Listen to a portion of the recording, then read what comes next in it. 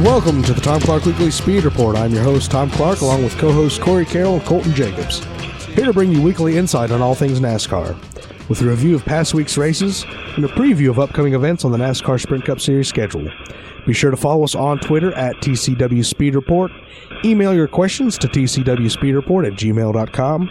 Check out the Tom Clark Weekly Speed Report Facebook page, and check us out on iTunes and SoundCloud. And I would like to welcome my co-hosts for the evening, Corey Carroll and Colton Jacobs.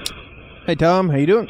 Very, very good. A little under the weather because of the 4 or 5 straight days of rain we've had in the western North Carolina region. Corey, how are you?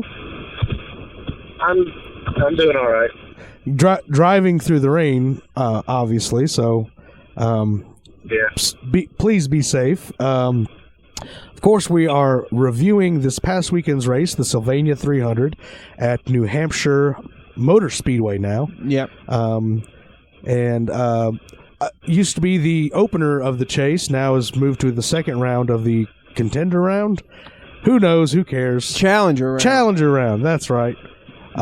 We move on. We look at throughout the weekend. The Truck Series, the Camping World Truck Series, ran their 500th race at New Hampshire. Austin Dillon winning that race, absolutely dominating that race, in fact. And it's kind of, I guess, ironic or a Cinderella story because didn't Mike Skinner win the first Truck Series championship back in 1995? Yeah, yep. And he drove for Richard Childress. Yep. And now you have Richard Childress's grandson dominating the 500th race to score the victory at New Hampshire. Now, to be completely honest with you, I'm surprised that series has made it to a 500th race because in the top 3 series, I think that is the least financially stable right now. Yeah, I mean, and they dialed back their number of races per year a lot. They take a lot of weeks off. Yeah. So sometimes I even forget that they even exist, let alone that they've made it to 500 races. The Xfinity Series was racing in Kentucky, and Ryan Blaney scored the victory there. They've got the article up, Bluegrass Blaney, winning in the Bluegrass State. That program's not a surprise to me, although at this stage in Blaney's career, I would like to see more of that more often, instead of these every now and again wins. I mean, he's a very talented driver in that Penske program, so it was good to see him win and build more stock for himself going into the future. Yeah, he seems to he just gets those sporadic wins in the Truck Series, the Xfinity Series. You never know quite when, but he's usually running top 5, top 10, and he's pretty fast when he runs in his Cup car too. Yes, very, very much so. Speaking of the Cup Series, we move on to the highlight event of the weekend. Carl Edwards starting on pole. An absolute Corey, is this an indication of any more of an indication of Joe Gibbs' strength, seeing as that Carl Edwards won the pole this weekend? Yeah, it's more of an indication. It's nothing new. We pretty much figure that I guess Carl will win the practice and the pole and the race and everything else that goes on. That weekend, whatever it is, whether it's a truck or an Xfinity race or a 3-legged race, I don't care. Gibbs will probably win that. But I don't see really anybody really gaining on them either. Yeah. Well, the thing, I guess, that, after last week and Kevin Harvick and Jimmy Johnson's scuffle, I felt that Kevin Harvick was going to be pretty adamant about performing well this weekend, and he did that in practice and started up towards the front for the green flag. But after the race had started, we saw Kevin Harvick get to an early lead and lead a majority of the first part of the race, or at least the first third. Ended up leading 216 of the 300 laps run. But soon after that, and it seems to be a trend at New Hampshire where things kind of settle into a rhythm, and then one thing kind of sets it. It makes everyone else forces their hand, so to speak. Yeah, and you saw a lot of waffling between not no tires, but 2 tires and 4 tires today, and it really changed the game towards the end of the race. But with the first of the race, you saw long green flag stretches with a few cautions sprinkled in here and there, but Harvick pretty much was dominant through the first 2/3 of the race. Yeah.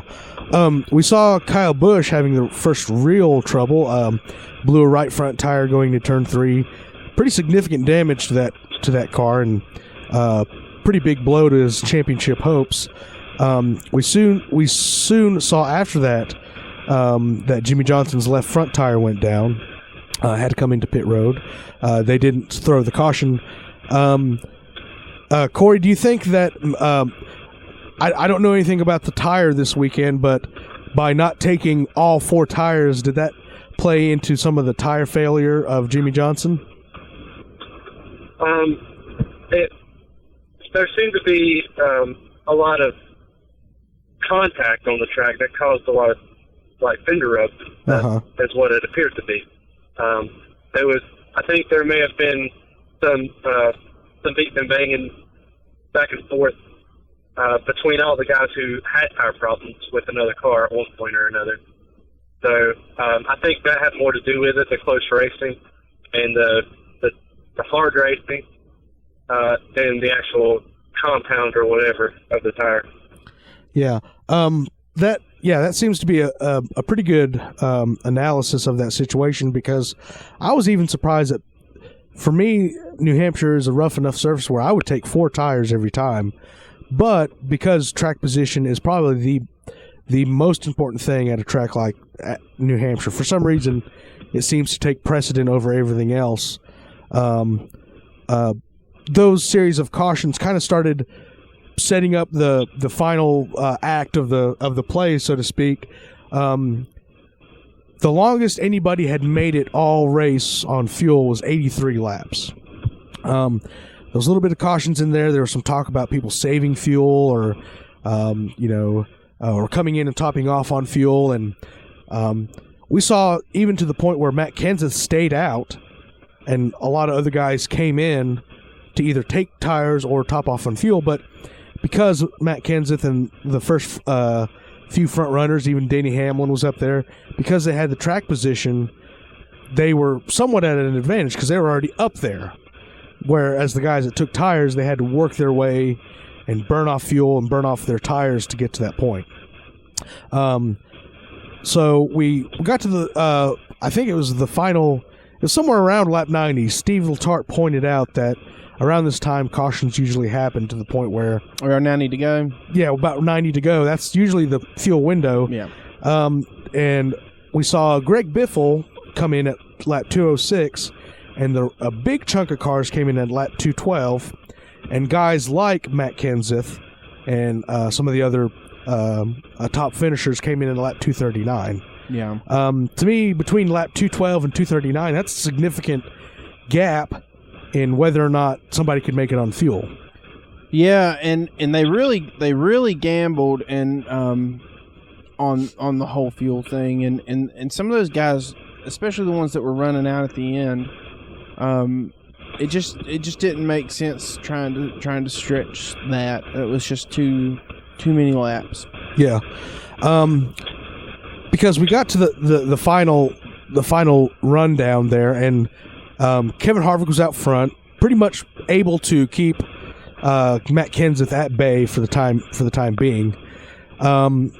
Corey, do you think it was a gamble well worth it, or if the 4 team had even saved fuel to begin with and took a 4th or 5th place finish, were they literally going for the win, or just their math was off?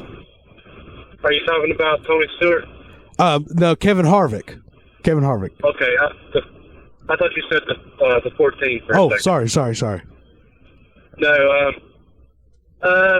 I mean, at that point, he felt that was what he needed to do to win the race, because he's not at a point where he can accept anything less than a win.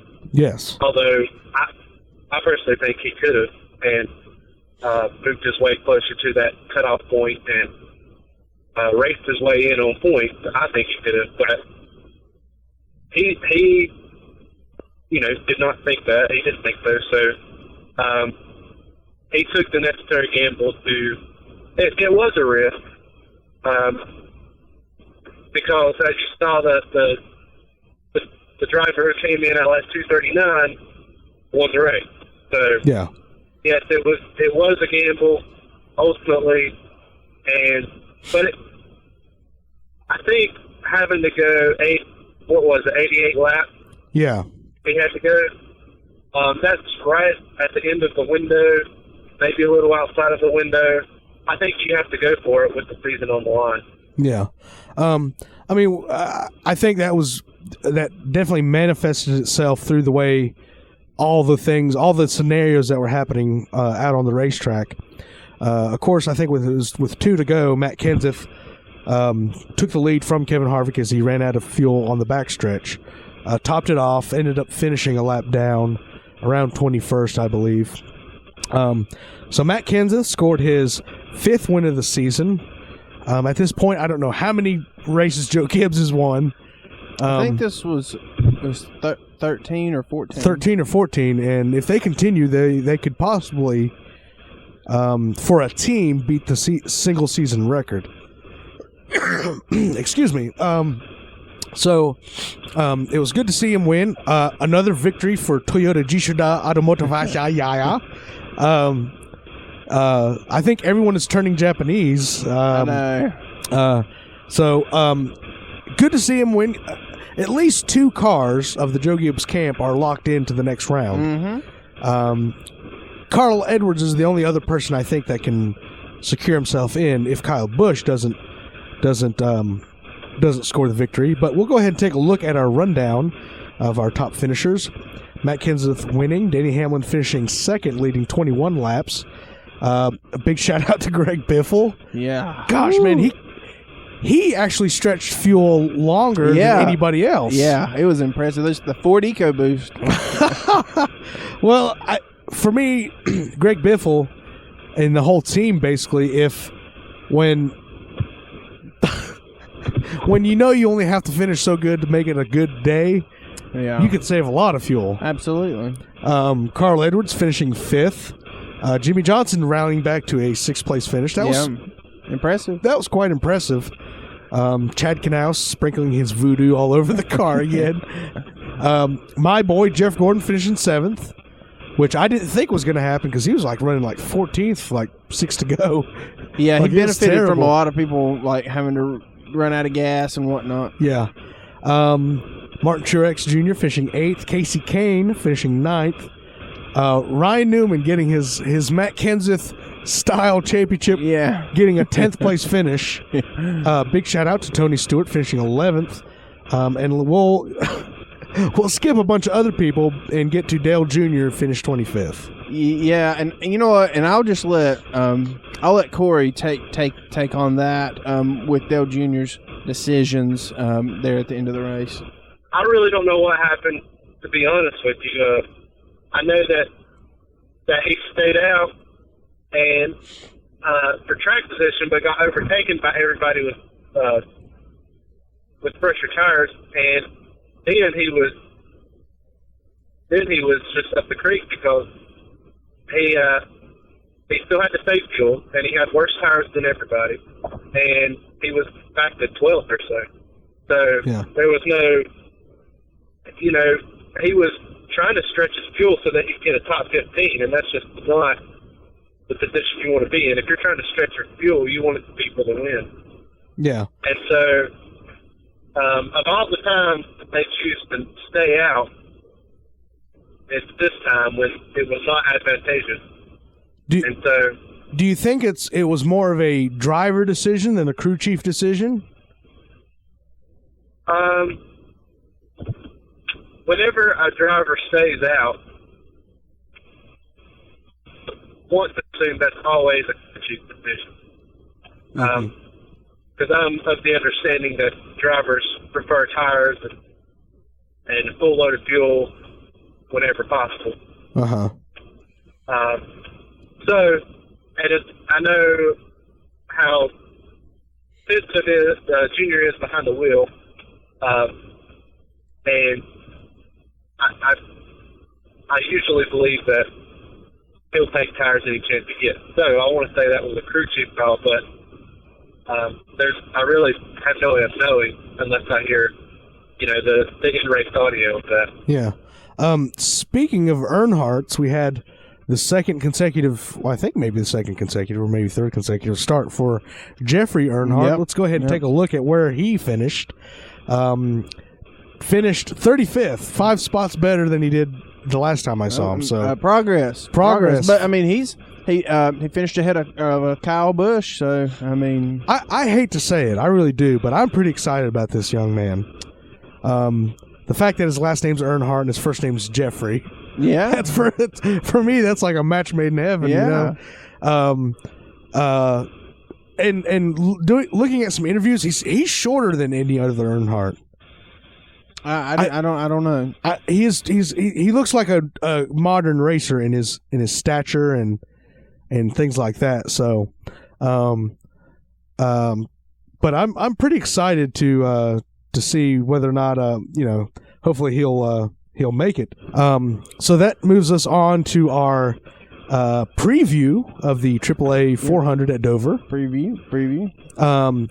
Now this race, I have a feeling that is going to be a resurgence of some sort of Hendrick Motorsports. To me, you've got Hendrick has always had a good record there. Obviously, I think it's going to be probably with 48. They've won there many times. They lead all active drivers, all drivers of all time, with the amount of wins there. So I think we can see a resurgence, especially if Jimmy Johnson can take what he learns in practice and qualifying and spread that amongst his teammates. They could collectively get a win there. But I'm not going to count out Joe Gibbs Racing. Handling is a big issue at this track, obviously, but it's not temperature sensitive because it is concrete. Yeah. So I don't think that's going to play a role into it. Don't want to get into the marbles up on the top groove of the racetrack. Absolutely not. That really, really messes up your day. So I don't see a fuel mileage race there. It's usually just who has the best handling car. And to me, the fall race is a lot more exciting than the spring race anyway. Yeah, and I think something you're going to see. I mean, I think you're going to see drivers balls to the walls going as hard as they can. That's hard to get a win or the best possible, because you got a lot of big name drivers that are at the bottom of the chase grid right now. You got all 16 of them are wanting to get the win so that they can move on. Dover, Dover's just, they call it the Monster Mile for a reason. It's just, it's high speeds, tight quarters, people racing hard, bumping off each other, and when you're doing that at those high speeds, there's a lot of wrecks, a lot of mangled race cars. Yeah. It also is the world's second self-cleaning racetrack, because whatever goes up must come down. Yeah. And it usually sweeps everything else all into one big pile that they can pick from later. So we're gonna go ahead and move on to our fantasy picks. And I'm gonna go on my pick is gonna be a double-edged sword. Okay. One, because my history of making picks is terrible, because Danny Kirkpatrick finished 40th, which is pretty much on par for my average finish for the year. But looking at the previous times I've picked this driver, he's not done too well, and I've only picked him twice so far this year. But I'm going to go with Jimmy Johnson. Jimmy Johnson. Yes. Hoping that he will fail terribly. Okay. Well, yeah, you got your ulterior motives there. Yeah. Well, I'm going to kind of go out on a limb this week.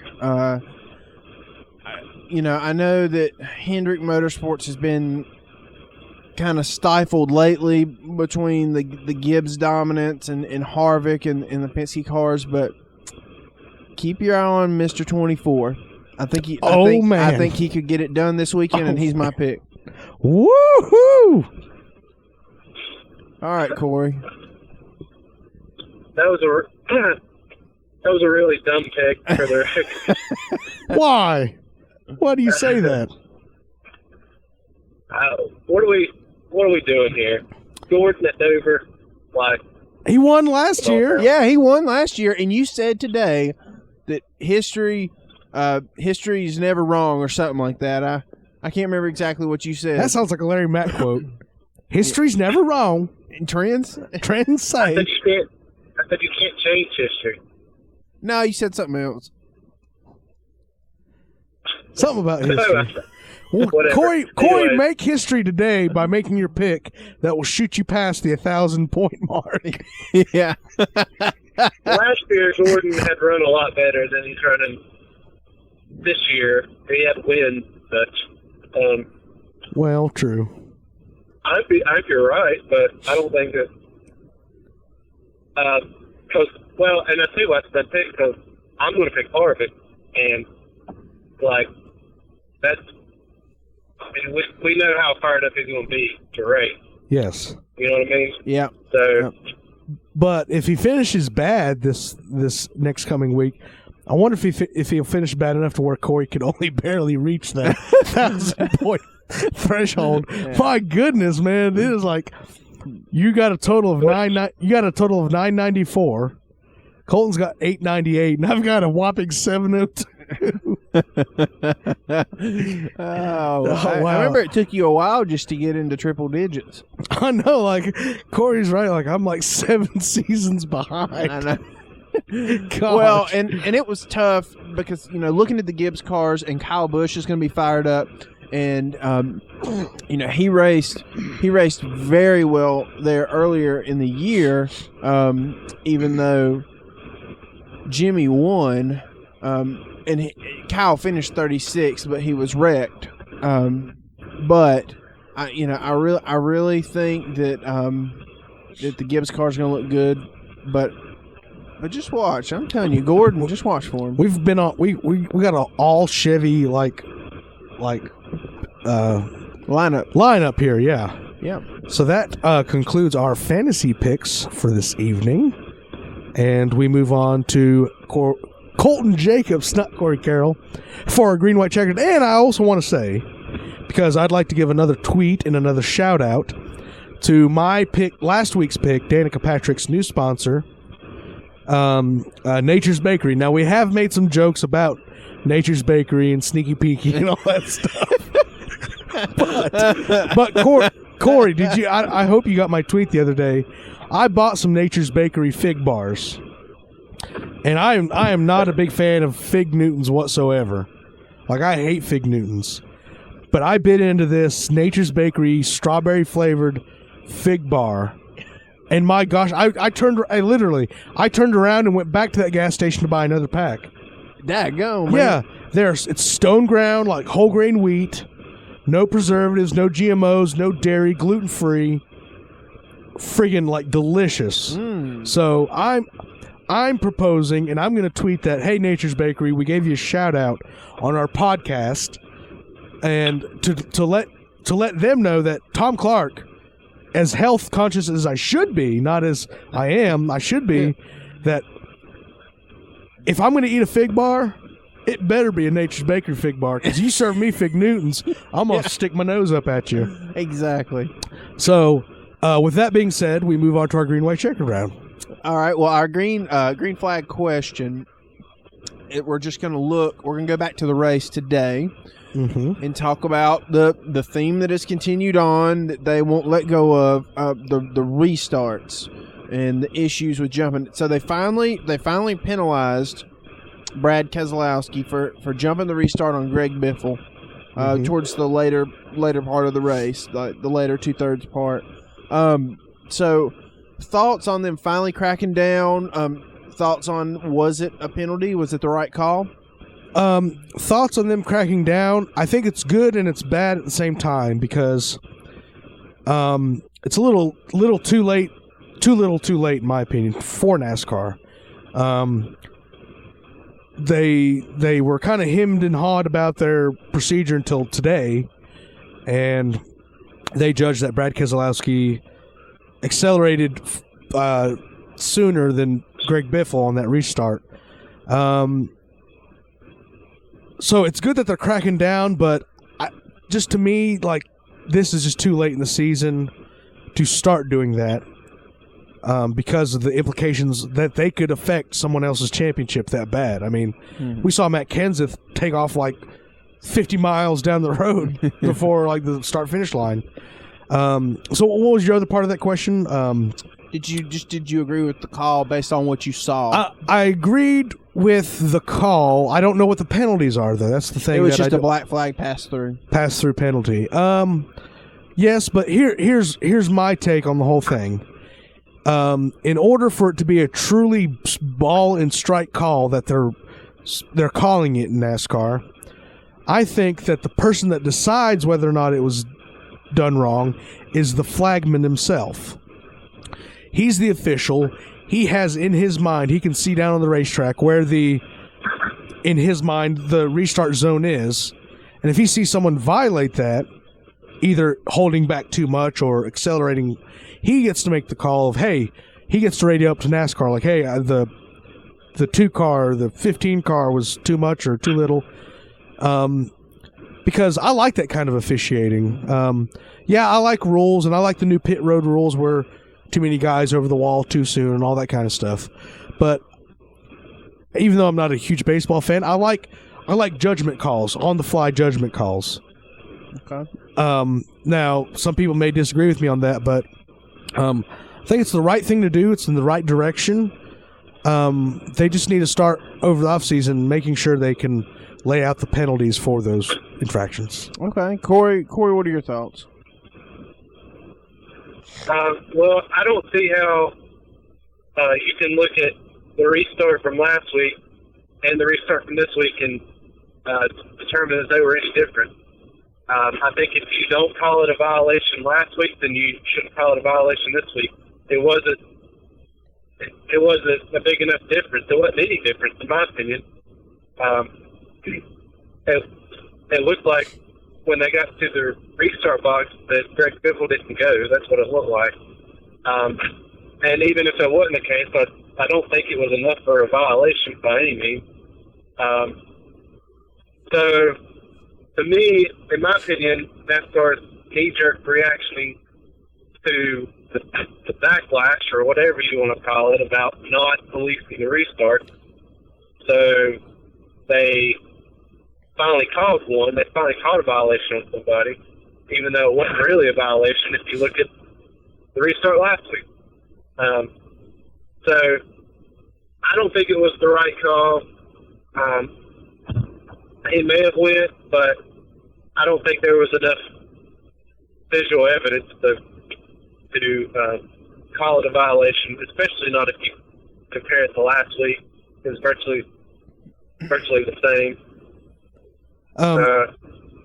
Corey, I want to get your opinion on this. Like, now, when I go to see races at places like Hickory Motor Speedway or Tri-County Speedway here in the area, if the flagman doesn't like the way a start gets rolling off, he'll throw the yellow and make them line back up again.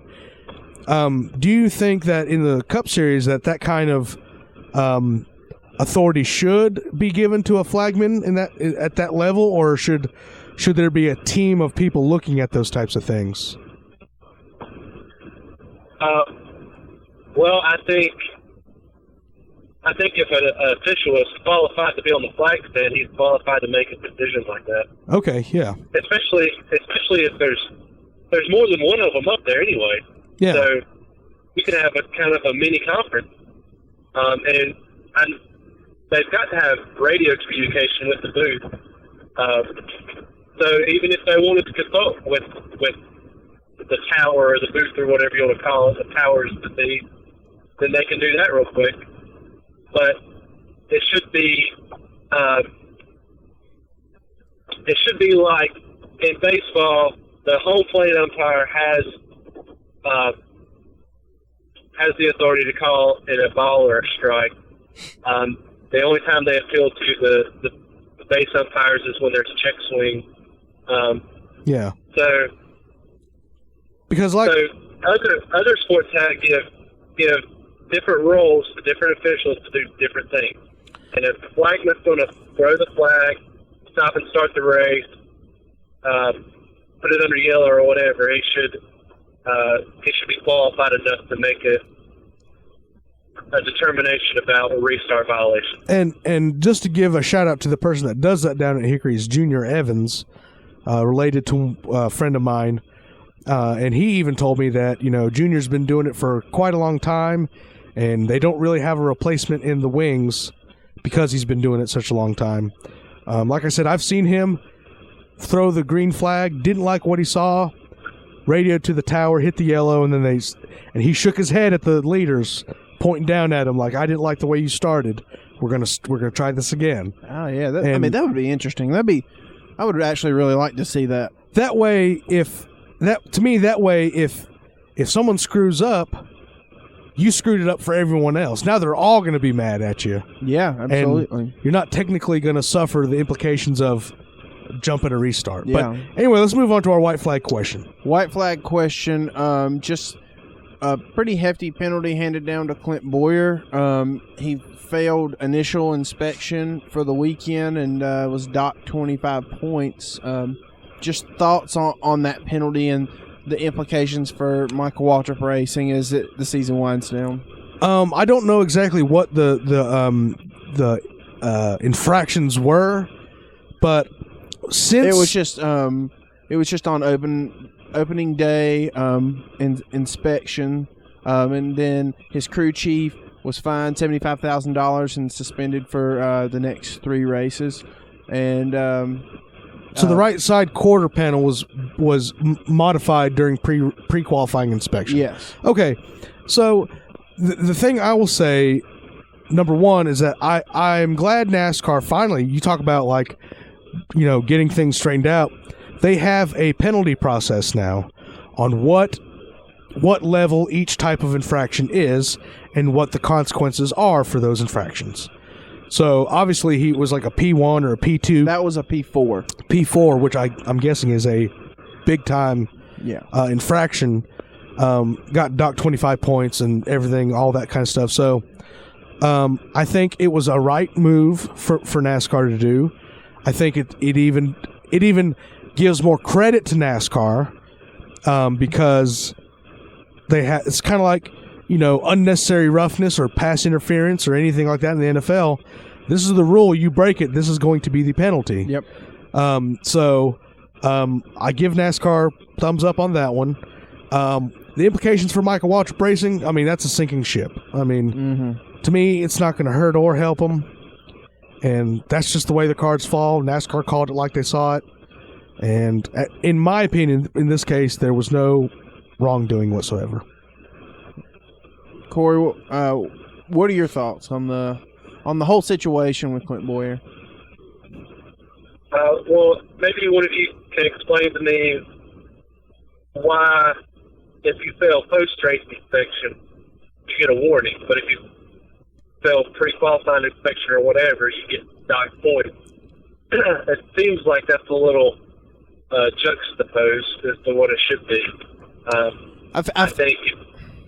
Go ahead. Well, I was going to say, I think, and I think that question's been asked before, and NASCAR said that in post-race inspection, there's more of a chance of something in your car being altered throughout the race, rather than when you bring your car in. It's fresh off the trailer. Yeah, it's almost like when it's fresh off the trailer, it's like, oh, you were trying to sneak one by. No. And if something's kind of whoppy-jawed after the race, like, well, stuff happens during the race. I think that side goggling. Yeah. So I think that was NASCAR's response. Maybe it was last year when somebody asked that. Okay. Well, either way, you have several inspections before the race every weekend, right? Yeah. I guess you have that initial one, post-qualifying, and then pre-race or whatever, right? Yeah. Okay. I think 25 points during a chase for an initial failure is really steep. I think you should at least get a warning on that. And then for any following failures, then you're looking at points and money and such. But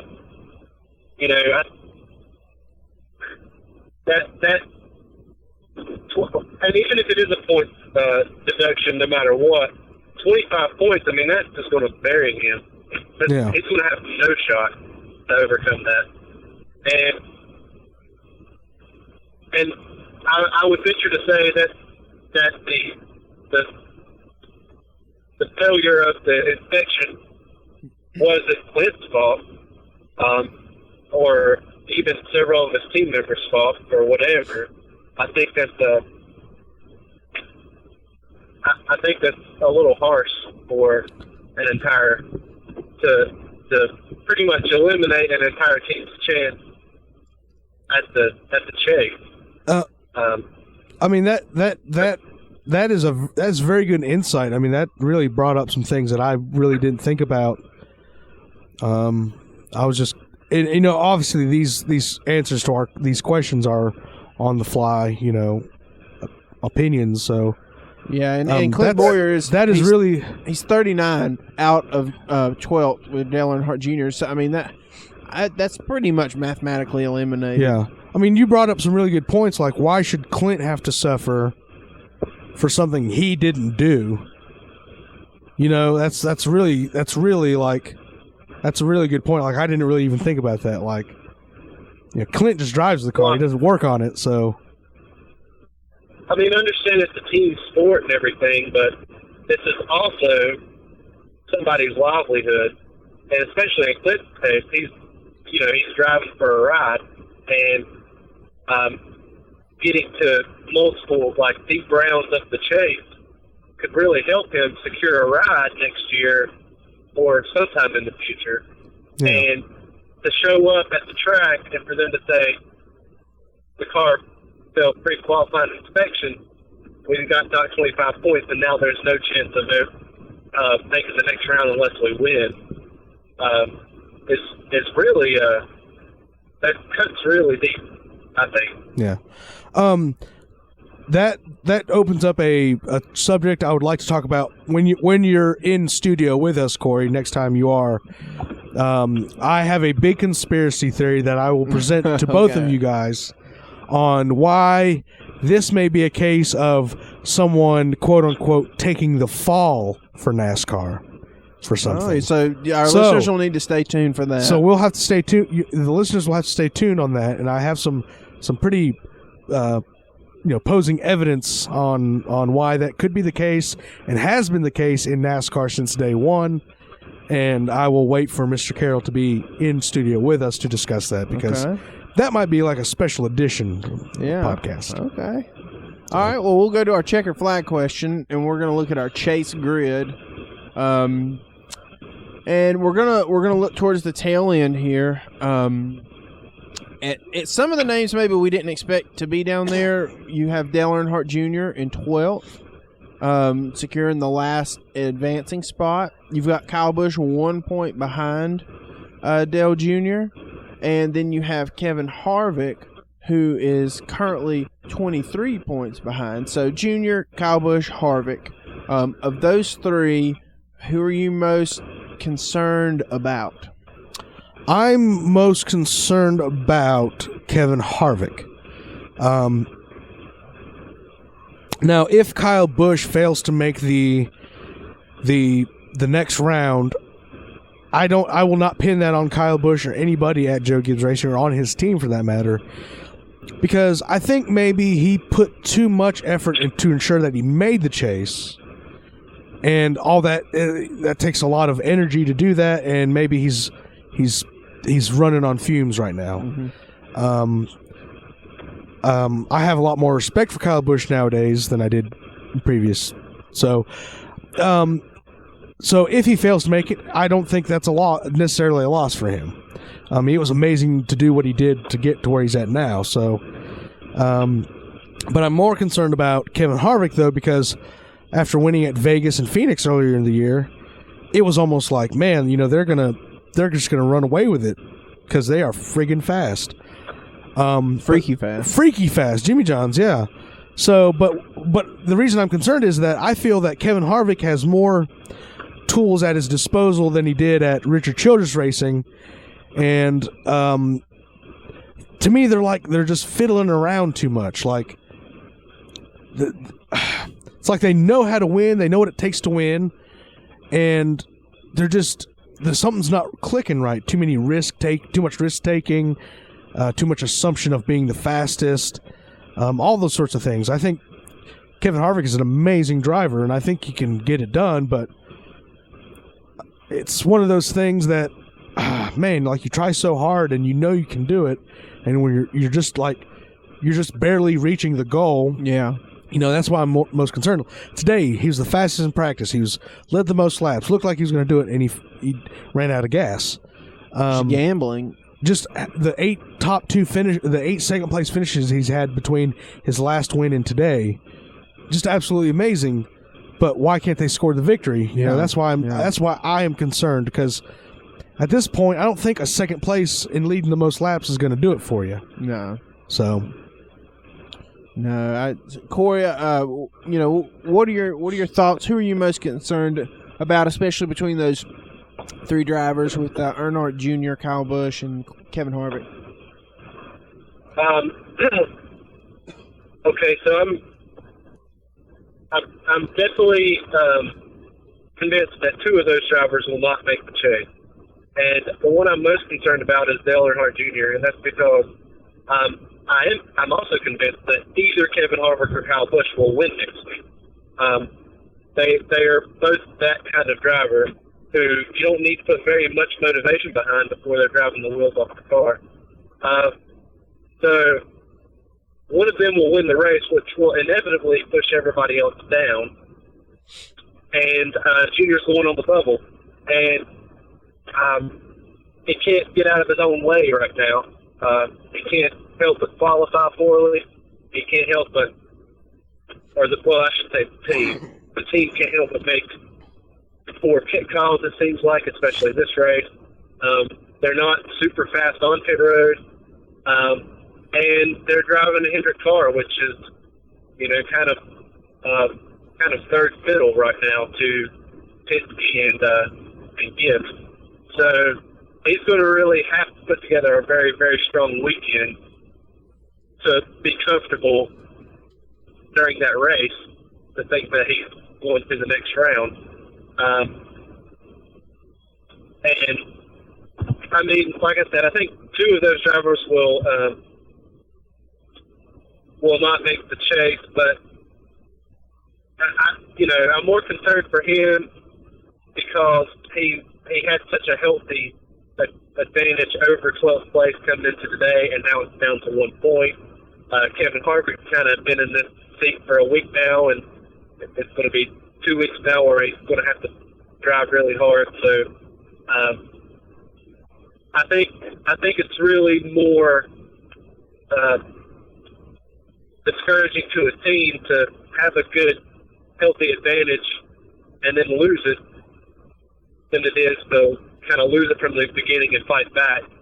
And I think that's more of a disadvantage for Junior's team going forward than it will be Harvick's team, or even Kyle Busch's team. Because like Tom said, it was amazing that Kyle Busch even made it to the chase anyway, considering what he had to do. So even if he doesn't make it, it's still going to be, kind of an awesome thing that he did. So anyway. Yeah, and Corey, I agree with you with Junior. I think he's in a bad spot, but that 23-point hole is going to be tough to overcome for Harvick. And And the thing that was puzzling for me today with Kevin was all he needed to do was just play it safe. He was fast. All he needed to do was get a top 5. I mean, when you look back at the running order today, and he finished 21st. Well, if you take it and add 15 of those points back, he's only out a few points. Yeah. And so there was really no need to gamble with knowing that Kyle Busch had so much trouble today. Jimmy and Brad both, they had their issues. They finished better, but there really wasn't a need to gamble like that. I think, though, too many factors were playing into that. They haven't won since March. So I think that kind of added. They can't let the trophy for the race blind them for the trophy at the end of the year. Because I know they want the wins, but that might be all they're racing for after next weekend. Yeah. So very interesting. I mean, this is an exciting point in the year for our podcast, for our sport, for the world, basically. Yes. I want to thank you for joining us on this edition of the Tom Clark Weekly Speed Report. Remember, you can follow us on Twitter at TCW Speed Report. Email your questions to tcwspeedreport@gmail.com. Check out the Tom Clark Weekly Speed Report Facebook page, and check us out on iTunes and SoundCloud. And I'm your host, Tom Clark, signing out.